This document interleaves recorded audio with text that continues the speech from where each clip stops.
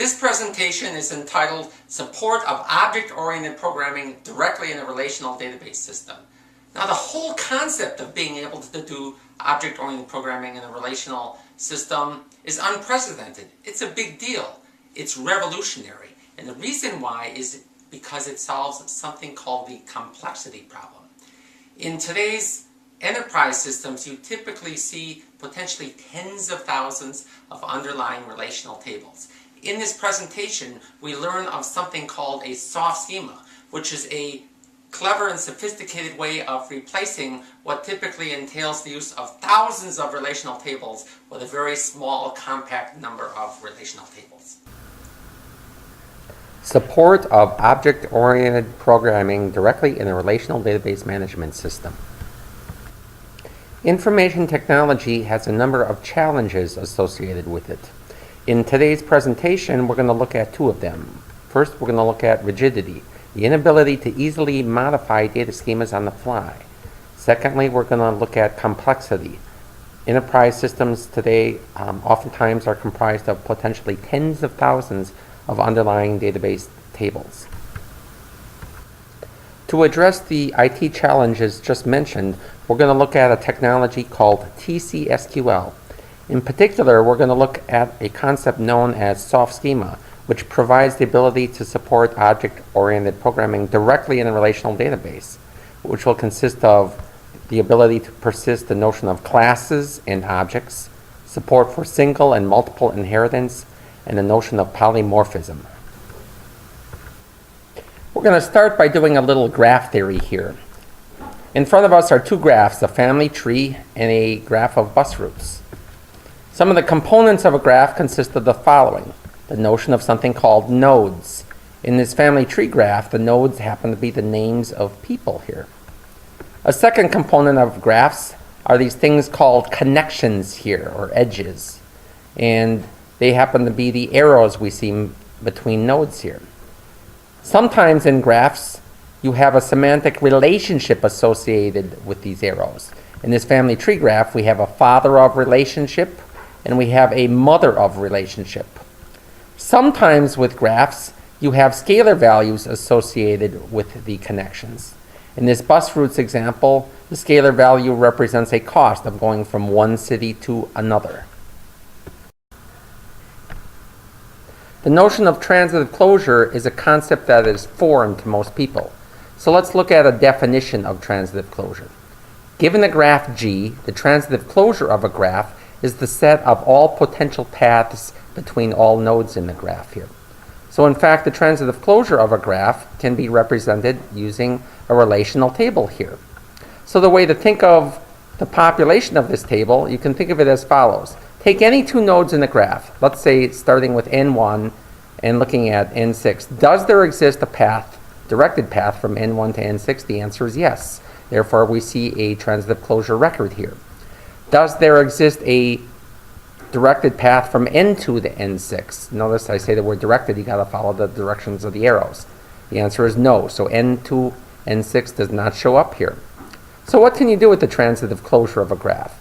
You can use it to navigate a graph. So if we want to know all of the descendants of N1, what we can do is write a select statement as follows. Select child from transitive closure where parent equal N1.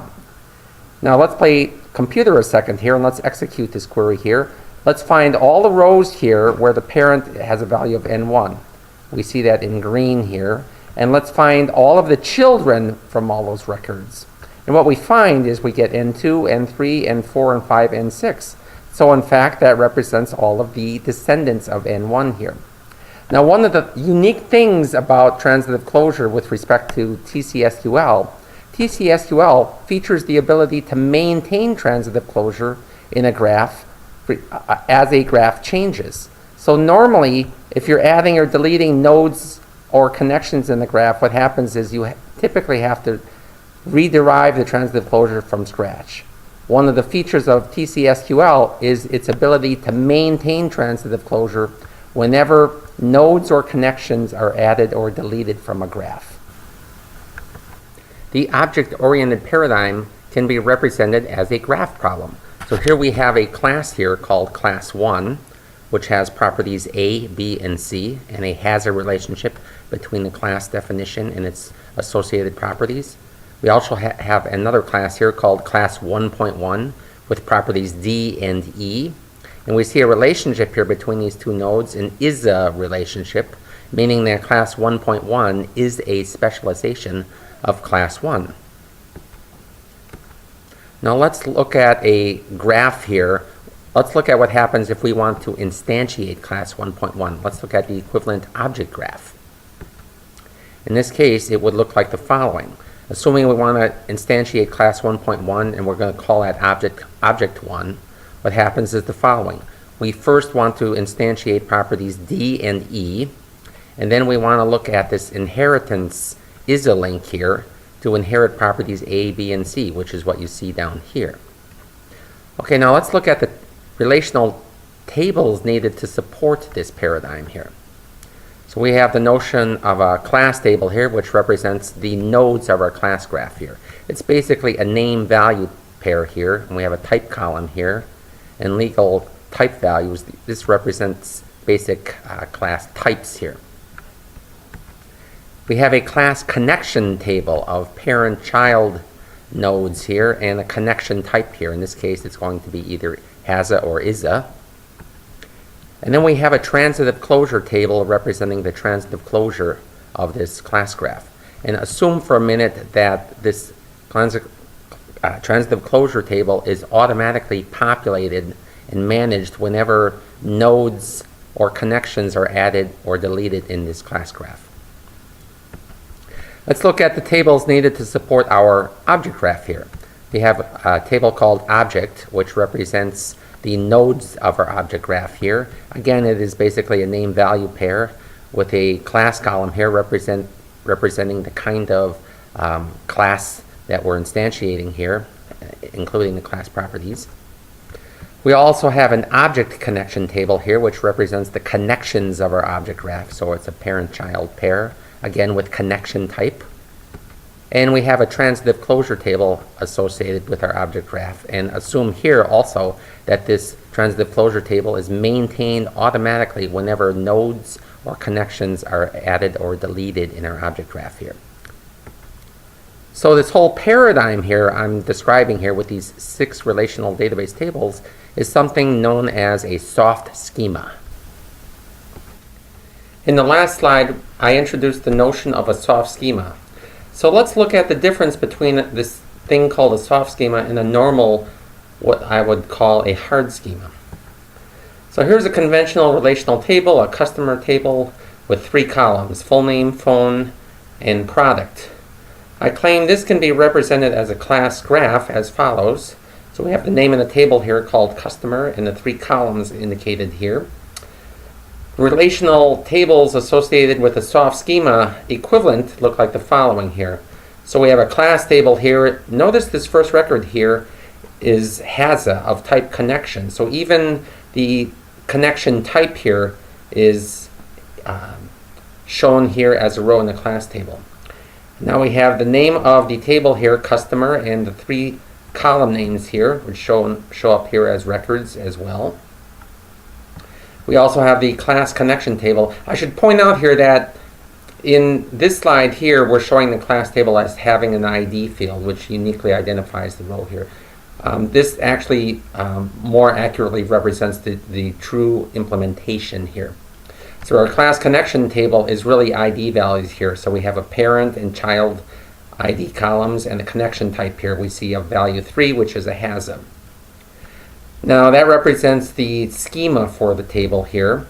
Let's look at the equivalent object graph here representing the actual data in the table here. So we have a row here. So we have a customer record here which has 3 fields, full name, phone, and product. And now we see the values filled in for these particular graph nodes here. So let's look at the soft schema tables associated with the object graph here. So we have an object table here, and now we have the name value pairs that you see reflecting this graph here. And we have an object connection table here representing these connections here. So what I've shown here is that the information that you would normally see in a hard schema here, its equivalent in a soft schema is reflected here. Now what happens if we were to add another conventional hard schema table here? So we have a supplier table here with columns company and vehicle here. What changes over here now? Well, first of all, we add new rows here in the class table representing the supplier table and columns company and vehicle, and we would also have equivalent appropriate rows populated in our class connection table. Representing the actual data of this supplier table here, we have records added in the object table here. Here's our name value pairs, and appropriate records added to the object connection table. I did not bother showing the transitive closure tables here. The thing to point out here is that every time we add a new table, what you would normally see in a hard schema, there are no tables added in our soft schema here. The only thing that are added are new rows to these existing tables that you see here. And so it is by this approach we're able to take a conventional approach of a hard schema that may entail possibly tens of thousands of tables and do the equivalent with this notion of a soft schema representing what you see here, 4 tables plus the 2 additional transitive closure tables. With this soft scheme model, let's look at an example of instantiating a class instance here. So we have a class graph here, and all the data in this graph can be represented with 2 tables here. So we have a class table representing all of the nodes of this graph. We have a class connection table showing all of the connections here. Now I didn't bother showing all of them. I just showed a few of the rows here. Okay, now let's look at what happens when we want to instantiate this particular node here, a boy. What we're going to do is instantiate this boy. We're going to call this instantiation Andy here. And what is going to happen behind the scenes is TCSQL is going to figure out all of the particular properties that need to be inherited here, and it will populate appropriate object and object connection tables here. And these 2 tables will represent an object graph that looks like the following here. Notice here that I've introduced a new kind of relationship, a has-not relationship. TCSQL supports the ability to do inheritance override here. Now, if you were to implement this in an object-oriented language such as C# or Java, this is the object graph equivalent what you would get here. Now, the real power and beauty here is I did this directly in a relational database using standard SQL.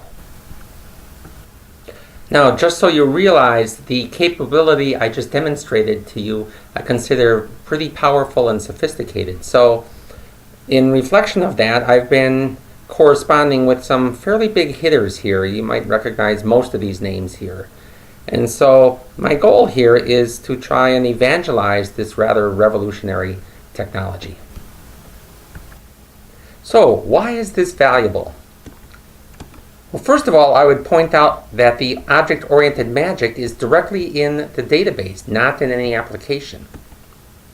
In a typical N-tier architecture, you typically have the intelligence in the middle layers here, and what I've demonstrated is that in this case, with a soft schema, much of the intelligence is at the back end here. But one real important thing to point out is that this offers the ability to do unbelievably powerful queries directly on objects here. That will be demonstrated in future presentations. Another value here is it solves what I would describe as the rigidity problem. I demonstrated the ability to add the equivalent of new hard schema tables simply by adding new rows in the existing 6 tables here. It also solves what I call the complexity problem. A normal conventional enterprise system potentially may contain tens of thousands of underlying database tables, and we're replacing them here with a mere 6 soft schema tables here. I claim that what I've demonstrated to you is actually revolutionary. In fact, this technology has been used by a number of companies, and it has demonstrated a tenfold reduction in application development and maintenance. Now, I should point out something that oftentimes when you hear something is revolutionary, a lot of times a red flag goes up, because typically when something is revolutionary, it usually implies you have to throw away your legacy technology here. The neat thing about the soft schema approach is that it is evolutionary at the same time it is revolutionary. So those 6 soft schema tables merely sit next to your existing enterprise system.